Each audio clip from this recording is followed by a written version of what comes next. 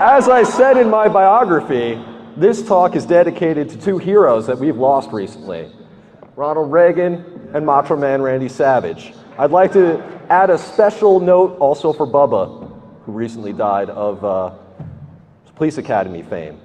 Good guy. So, why is he not in the photo? I didn't have time to Photoshop him in. Also, I've never seen him in a cowboy hat.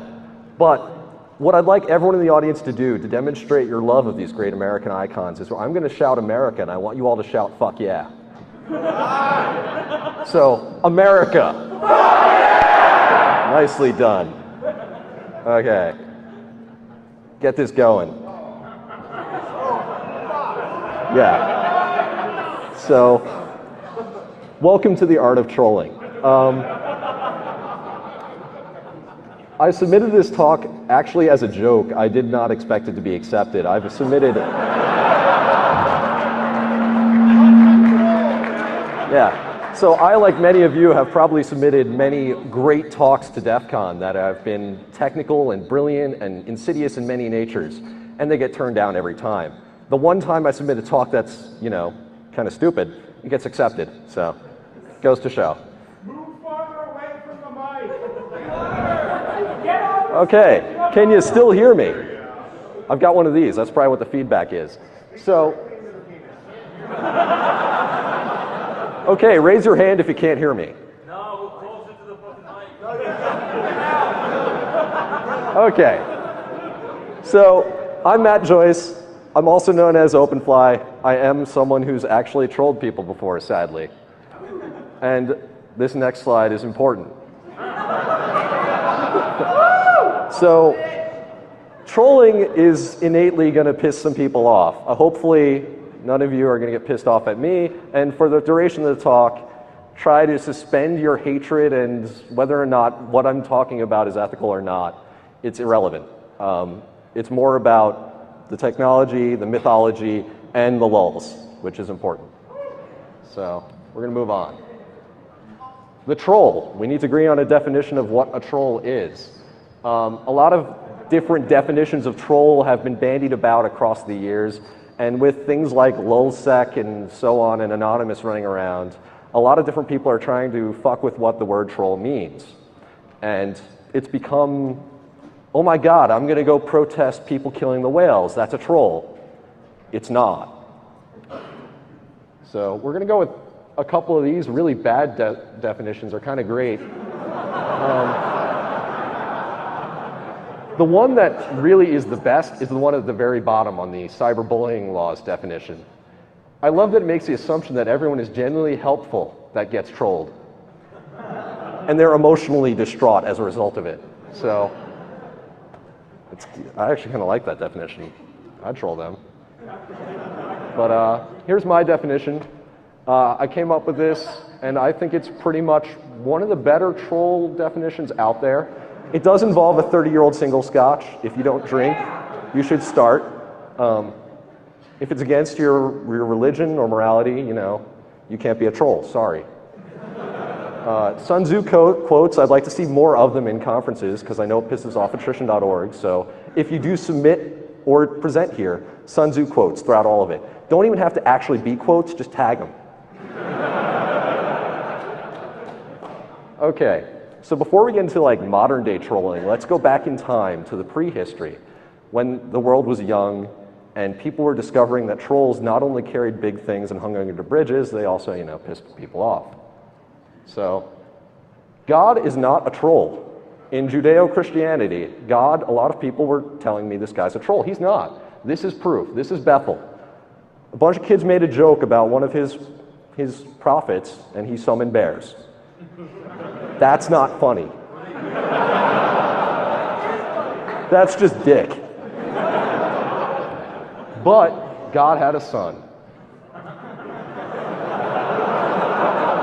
Jesus is a troll. He walked around in the Middle East preaching everyone being friends with each other. The last guy to do that was George W. Bush. Oh. Loki, kind of a badass. But a lot of people don't know that his best friend was a lone wolf. which was kind of important. And of course, Loki needs no introduction. Everyone knows him. But Prometheus, a lot of people don't know the full story about how much of a troll this guy was. He was fucking dedicated. So everyone knows about him stealing fire, but does anyone know like the real story behind why he stole the fire? It all started as a practical joke. Home Slice was like, okay, Zeus is at a banquet with all the other gods and a couple titans. They're hanging out, and they're going to decide what Zeus is going to get as an offering from the people of Earth. So Prometheus, being the asshole that he is, basically dresses up bones inside of like pig fat and makes it look really good. Then he dresses up meat inside of like the bowels of swine. If you're Scottish, that might appeal to you, but Zeus was obviously not happy. So Zeus picks the bones. He ends up with bones being dedicated to him by the people of Earth. And being the asshole that Zeus is, he goes, okay, well, if I can't get my meat, no one else can either, and steals fire from people. Prometheus, not about to let his joke die, steals fire back to people, being the biggest asshole in, I guess, whatever Greek mythology. That's a good one. So for his crime, he ended up being chained to a rock and had, eagles ripping out his flesh and then growing back every day, which, severe dedication. Good guy. Then there's the coyote. The coyote is probably the most positive figure of a troll in the history of Native American lore. He teaches many good and wonderful lessons, and he's kind of great. But a lot of people think another good one would be like the African guy, Anansi. Anansi was not that cool. Anansi basically stole everything good he ever did from other animals. All of his stories, he basically jacked. Thus, patron saint of 419 scammers. Okay. This guy is a modern day icon. So, Stabby here was inadvertently part of a troll. We picked him up as an orphan robot at Resistor. Some guy walks in and says, hey, does anyone want a robot arm? And, you never say no to that, ever. So, anyways, Stabby's hanging out with us. We're going to the TechCrunch Hack Day where there's a whole bunch of web entrepreneurs doing their hackathons, doing their startup businesses, including the AOL team, which, by the way, failed it hard. We brought in a giant pneumatic arm connected to a blade. And we hooked it up with Twilio, set it up so that people could contact the stabbing arm via the phone, choose the mode of stabbing, and then we had a little stabber ID connected to it and fired it up. We thought this was hilarious. It turns out so did everyone else at the TechCrunch, and we ended up coming in 14th place of 3. But we were still invited to the row of winners of the 3 people who won, and they made us an honorary runner-up just so that they could get us into the row of people that were actually presenting real business models at TechCrunch. So people would be coming down the aisle and going, yeah, oh, what's this? It stabs people. You guys are trying to sell this. So, now we're going to get back to classical trolling. A lot of people may know some of this stuff. The big ones are logical fallacies. These are how you talk to someone and, piss someone off through conversation. This is the one most people encounter. It's also the one that most people are unprepared to deal with because our American educational system has glossed over the fact that our brains basically have fundamental flaws in them. And it's real easy to make someone say something stupid or believe something utterly insane. So, I've basically taken the highlights comic books here and reworded them to illustrate. So appeal to authority is a great one. I personally like to choose an authority no one else recognizes, which I've kind of illustrated in the top one where some guy's taking advice from his dad who's pouring orange juice on the markets of the Orient. Obviously, he does not have a monocle or a top hat, so he knows nothing of the markets of the Orient. But, he's an authority figure. We'll move on over here. We got the appeal to probability. What are the odds? And this one is actually kind of useful, especially when dealing with people in academia who rely upon probability. Simplest answer is likely the most likely. Yeah. The best part about this is people have presumption of what the actual odds are. So sometimes you can actually convince something is untrue when it's actually true because the actual odds are not understood.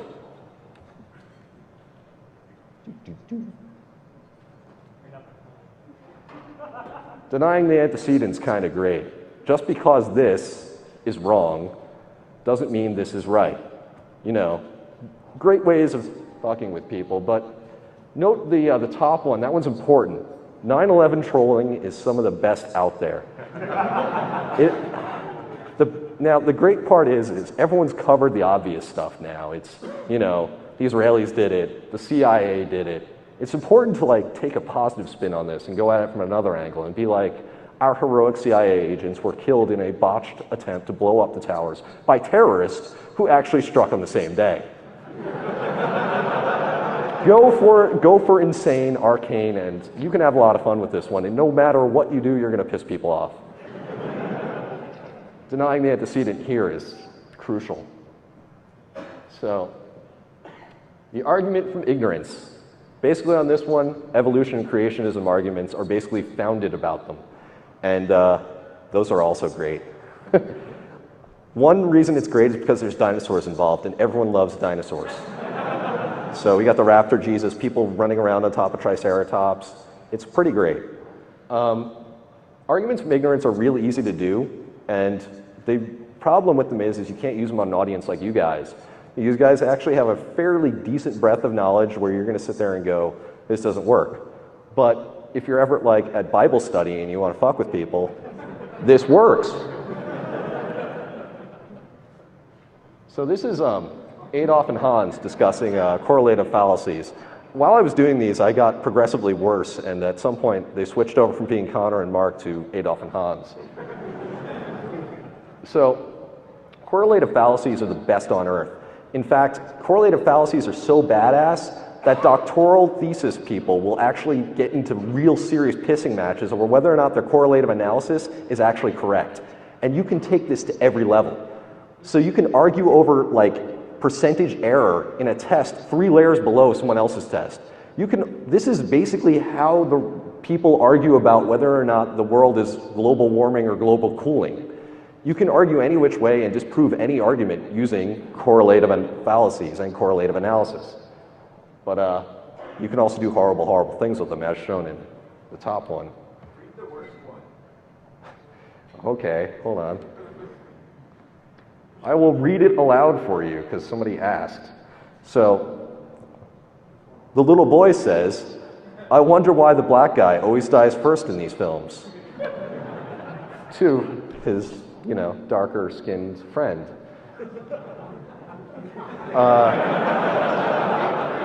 Well, it's obvious the reason black dudes always die first in horror movies is because they are genetically inferior to us Aryan folk.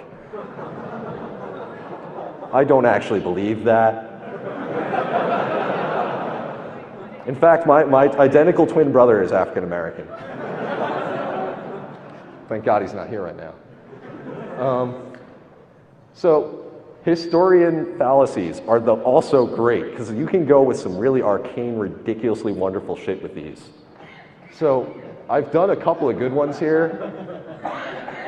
They're good. I personally prefer the one to the right where the kid's insinuating, you know, there are only 300 of us, you say, but, you know, I ask you what Leonidas could do with 300. Choosing people out of history and taking them into the wrong era is wonderful because people are taught growing up that these are important stories that give us a message of hope and prosperity and so on. But obviously, many of them are, you know, they're not the norm. These are exceptional people in exceptional times and exceptional circumstances, which makes them great.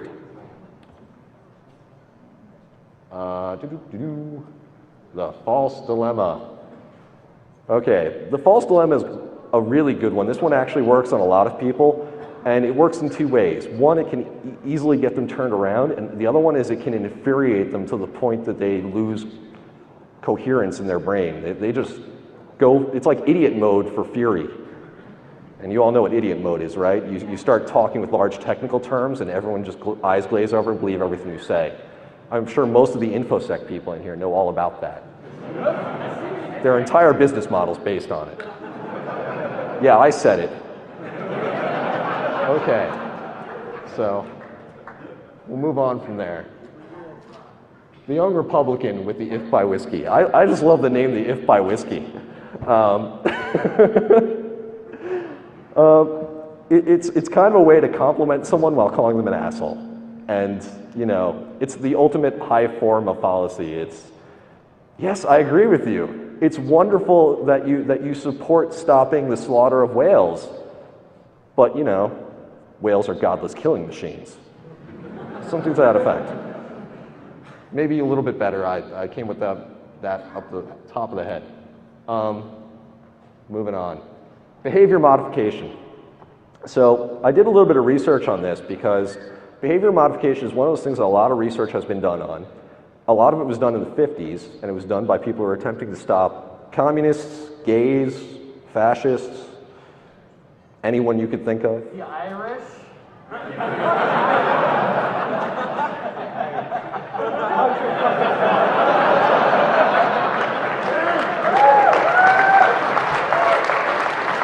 Obviously didn't work.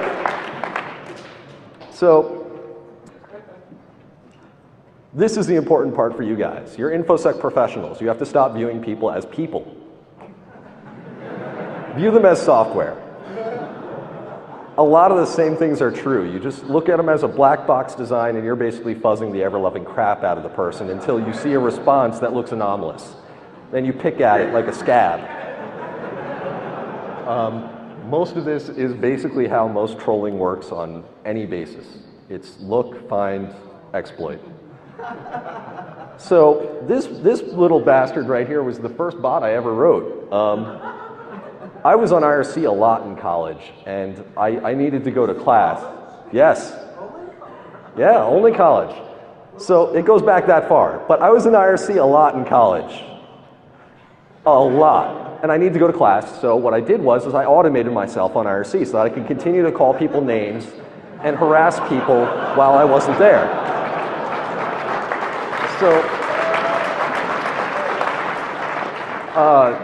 this bot basically just sat on there, responded to certain people, and if it heard its name, it would make certain responses that I would usually make. It would occasionally say things that I would usually say. And no one caught on to it for something like 3 or 4 weeks. And the only reason they did catch it was because it was responding just a little too quickly. So this is A, great, hilarious, but B, also made me feel like I'm a vapid tool. So actual modification of human behavior involves changing people's surroundings. So these are the Martin and Pear 7 characteristics that I pulled off Wikipedia.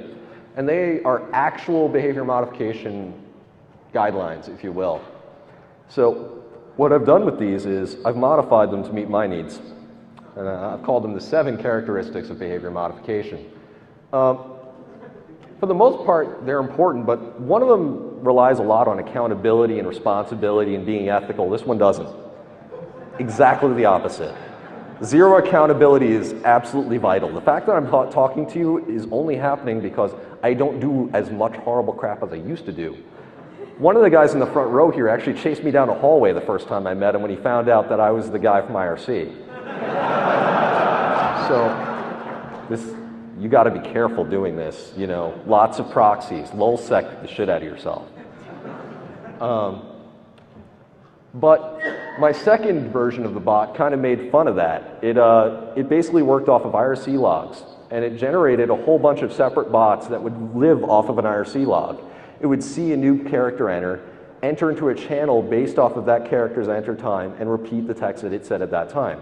And there was multiple different ways you could use this. The primary one is that you could take a very busy channel, record the traffic, and replay it into a channel that you didn't like, and flood the hell out of it, and no one would realize it was being flooded, because they'd see different people having real conversations, not realizing they're all bots. So when I was demoing this for the people at Noisebridge, I pre-demoed it on a German IRC server using an IRC log based off of the Hackers movie script. So it rejoined all the characters in time with the movie and had them talk to each other as such. That was interesting. I have 2 versions of that. The one on my website is actually for using, what's that stupid site called? Freenode, is it? No, not Freenode. Tor, that's the one. Yeah, sorry about that. The reason all the Tor nodes don't work on things like IRC or forums is people like me. It was too easy, we used them all, then we went back to proxies, which are a bitch to find. Unless, of course, you're one of those horrible people who, steals them. So this is a very important piece of technology right here, 3D scanning. And with the help of the MakerBot team at Maker Faire this year, I helped them get 3D scans of the moon. My moon. That's my ass. It's on Thingiverse. It's open source. There's a lot of different technology in trolling, and you can use all of it, I assure you. So this one's kind of my favorite and most famous. I got bored one day and embedded an MP3 player inside of a hand grenade. So this ended up on a whole bunch of blogs. Fine. A couple, it even hit Boing Boing and Hackaday, which is great. But a couple months later, the TSA found it on my Flickr feed and blogged about it. Not once, but twice. Basically, my MP3 player personally is never allowed on an airplane. Now, the really great part here, and I'll leave it to all of you guys to bitch to the TSA about it, is none of them actually provided attribution, and this is a Creative Commons image. So, have some fun with that. It's like the TSA doesn't know the law.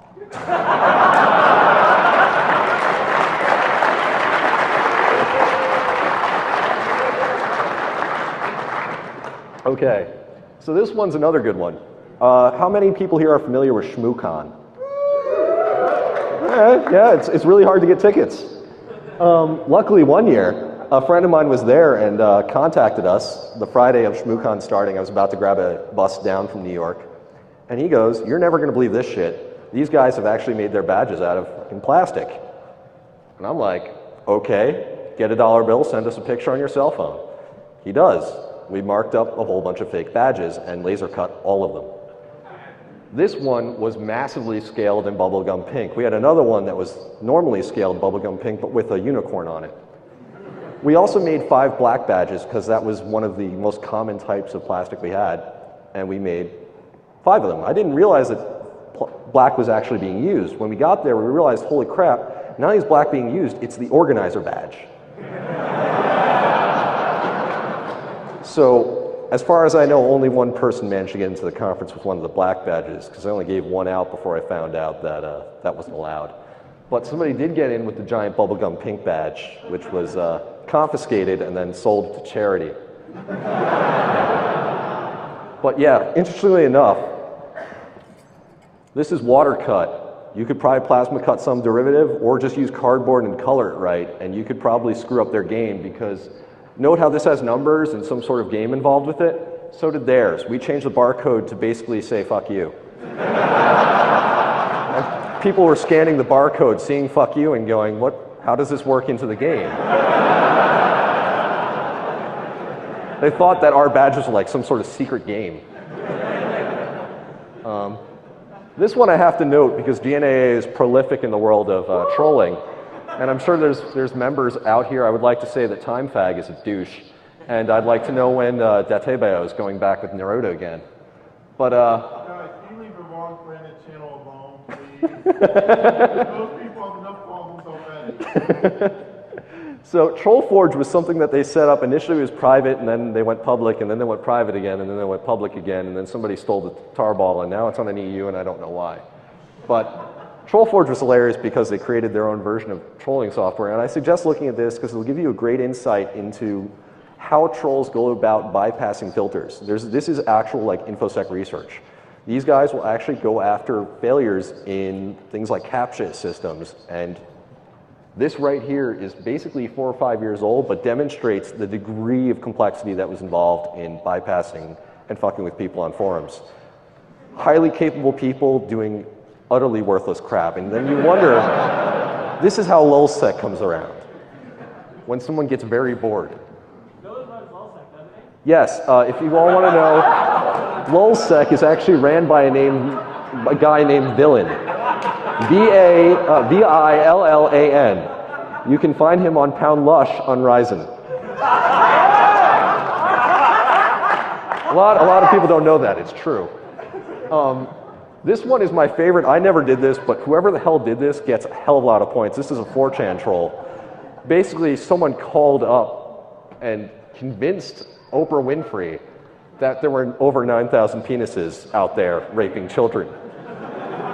And she went on the air thinking that there was a real organization out there that had over 9,000 penises all raping children. It said it in that exact way. I really have no other way to explain that. That's just, it's astounding. Okay. Ethics. This is kind of important.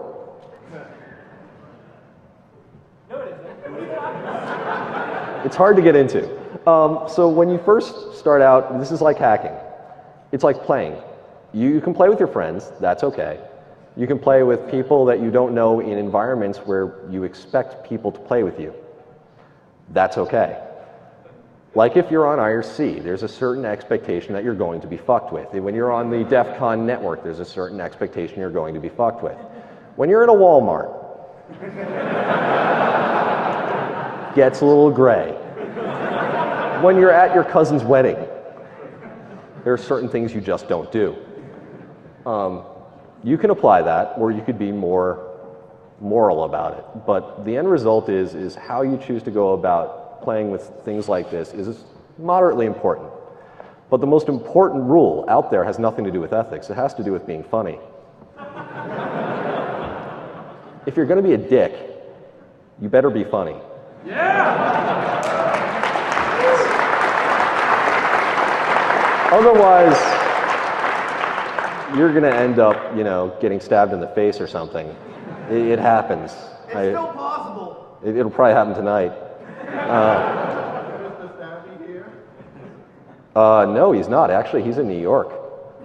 Why did you bring him? Okay, you know what? I'll tell you a quick story about Mr. Stabby because I got some time. So, Mr. Stabby, we pick him up, we're working on him. We originally set him up as just trying to figure out his wiring and fixing pneumatics on him. And we're setting up basically a piñata party with the robotic arm. This is actually where he got his name. We got very drunk, and the pneumatic arm wasn't doing a very good job of smashing the hell out of the piñata. So, Bree Pettis, who ever met him, was inebriated and ran up to him and goes, "I've got an idea."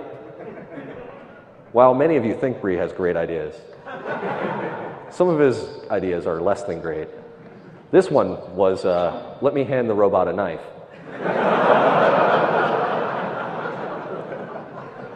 So, he didn't like duct tape it in there. He just little 2 pincer arms. He tries to attach like a butcher's knife to it. We're sitting there going, he's gonna kill somebody. So I'm walking up to him like, dude, doesn't your lease have the 3 laws of robotics in it? Turns out his lease does have the 3 laws of robotics in it. Not only that, he didn't put them in. But Mr. Stabby at that party, apparently someone got enamored with him. And we woke up the next morning and found out that he had been profiled in the Columbia newspaper, like Columbia University's newspaper. Someone had done a very serious background check on where the robot came from, where it was manufactured, contacted the manufacturers, tried to figure out where it was sent and who it did work for. And they got as far as the university that it was sold to in the 70s. And then nothing. No one knows where it spent 20 years and suddenly ended up on it. For those who didn't hear, the argument is jail. Entirely possible. So that's the origin of Stabby. Okay. So what have we learned thus far? Trolls are heavy contributors to cultural values, and that's true. For every hacker out there, there is a troll. In fact, the original hacking began with defacements for the most part. Well, not the original, but the stuff that we did, the stuff that people of my age group grew up in. We had defacers like lulzsec everywhere. We all knew them. We had Hackwiser, Global Hell, all these funny people.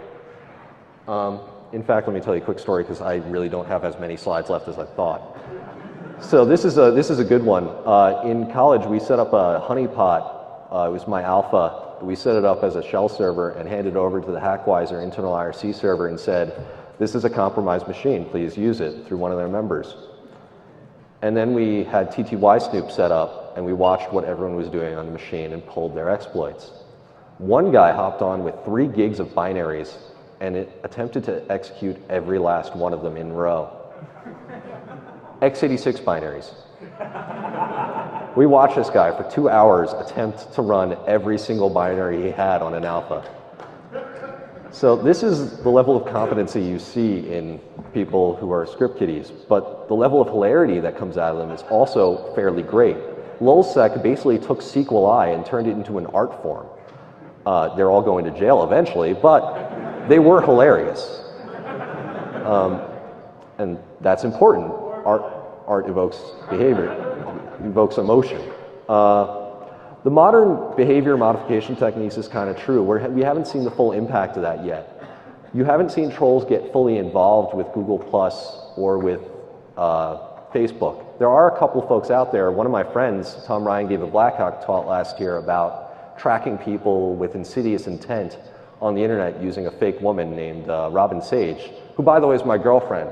Dude, I totally fucked her. He fucked her. I fucked Robin Sage. So the reality is instead of creating one person on there, I could quickly modify one of my scripts to create 1,000 people on Google+.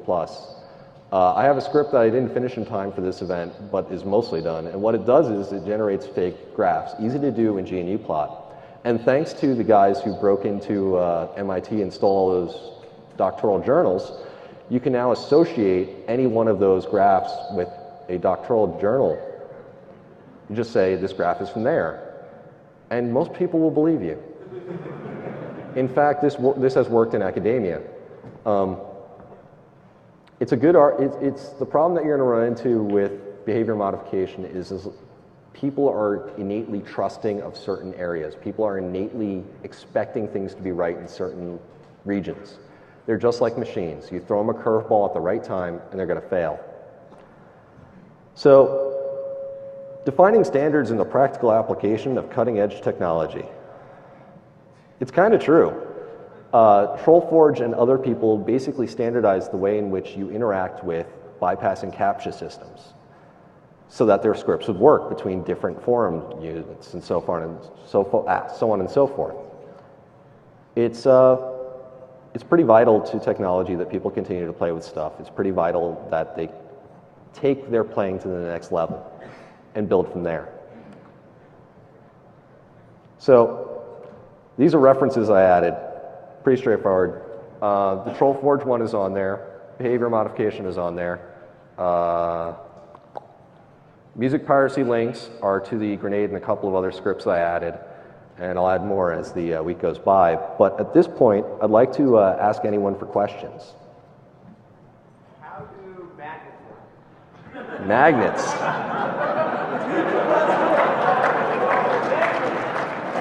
Actually, there is a guy in the audience right now that has a great response to that. My friend Aesthetics over there from Noisebridge had a phenomenal troll. The Noisebridge crew got together and went to a Clown Posse concert, and they offered to do a science fair. Insane Clown Polytechnic, right. So they were trying to teach them how magnets work, how rainbows work. Scientist juggalos, just not the clowns that you showed me. You know, those girls were, oh God. I assure you, we got another question. Is musicpiracy.com your site? Yes, and my name's actually registered to it if you want my home address. I am a pirate. So am I. I run many websites. Okay. Don't tell any of the people I work for that I am, though. Just between us.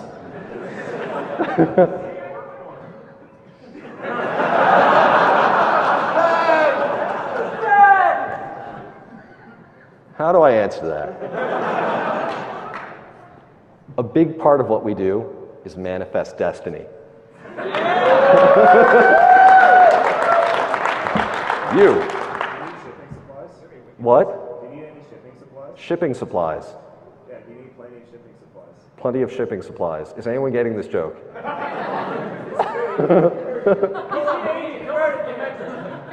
Oh yeah.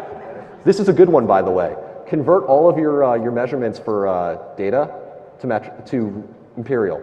I've been using hogsheads of bytes recently on the internet just to fuck with people, and they actually believe it's real. It works. Okay, any more questions? When did you discover Villain was the leader of LulzSec? So this is important. I wasn't lying about that. This guy, Villain, we've known him for a little while. He's kind of shady. We thought he was a New Yorker for a while. He really wasn't. It turns out he was a Fed. And this is all secondhand. But Villain was basically running around on the internet, being a baller, hanging out with the women, boozing, schmoozing, sending us lots of updates about his life. And we realized that he was very quiet whenever LulzSec was doing anything big. And he would drop off of IRC, and he started targeting people that we knew, like 2600net's IRC service, and they got hit by a whole bunch of LulzSec people. And we were like, okay, we've got to know this guy. He knows all the same places we do. And we talked to each other. We all confirmed that we were all not involved except for Villain. No one could figure out Villain's actual contact info. So I highly recommend, if there are any federal agents in the audience, you hunt this Villain down.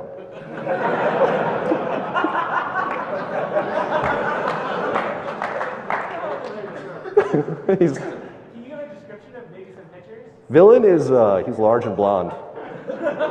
Very blonde. Okay, any more questions? You.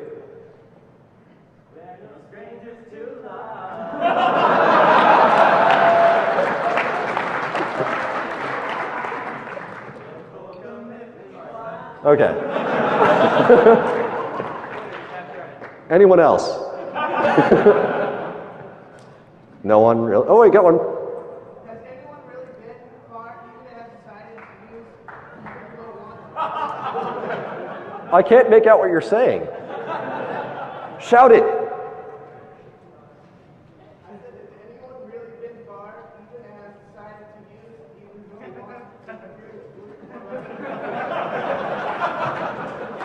even You know what? This is an important lesson. If you can't hear someone, just respond with something that sounds like what you thought. Yes. Absolutely. Wholly from my heart, deeply and morally, I believe everything that you just said. I would kill to defend those ideals. Okay, anyone else? I know you mentioned you had some success converting your storage to metric, but have you looked at using the DEFCON tool to binary bits and bytes? Actually, this is a good argument. If you ever want to deal with a fucking European. One, they know jack shit about our geography. They give us shit for not knowing their geography. Most of them don't know anything about ours. They think that fucking, Idaho is next to New Jersey. Also, the metric system is retarded. For reals. If anyone ever actually thought about this for more than 5 seconds, they'd figure it out. Yes, you can divide by 10. It's decimal. Yeah, woohoo. You can't fucking have it, quarter, and third it like you can a 12 or a base 16 system. And base 16 goes into binary. It's a 2n. And it's a perfect square. Fuck metric.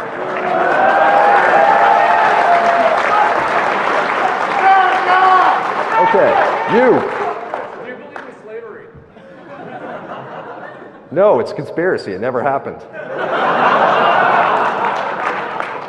Who is your 2012 running mate? If I had to choose a running mate, Christopher Walken.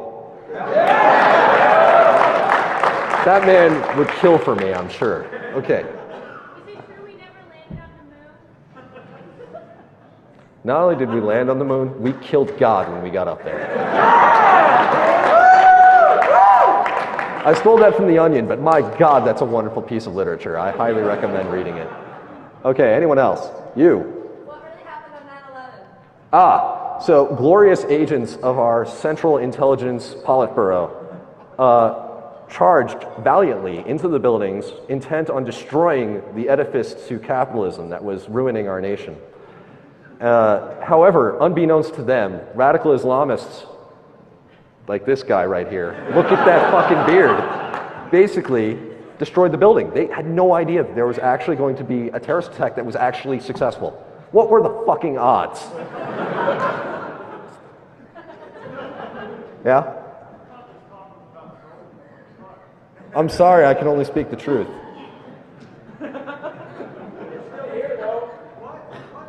would you define crap flooding as? Crap flooding. There's actually this bot that actually goes on IRC. I don't know if any of you have actually met it, but it basically talks about shitting. That's the actual crap flooding bot. That's all it does. Doesn't it also talk about war spawn? Because I think I know a script that keeps saying that thing. Yeah, maybe. I was promised cake. I was promised cake too. All I got was a beer. It's pretty good though. Thank you. Okay, I've got 10 minutes. More questions. Shoot. Where do babies come from? Babies. Sorry, that's how it's baby wrong. Okay. I wanted to confirm, on one of your slides, you had a line about something about breeding or something. What was that? About what? Like that they should choose for a mate or something? Oh yeah. Trolls are highly important to reproduction. If there are any ladies out there, I highly recommend.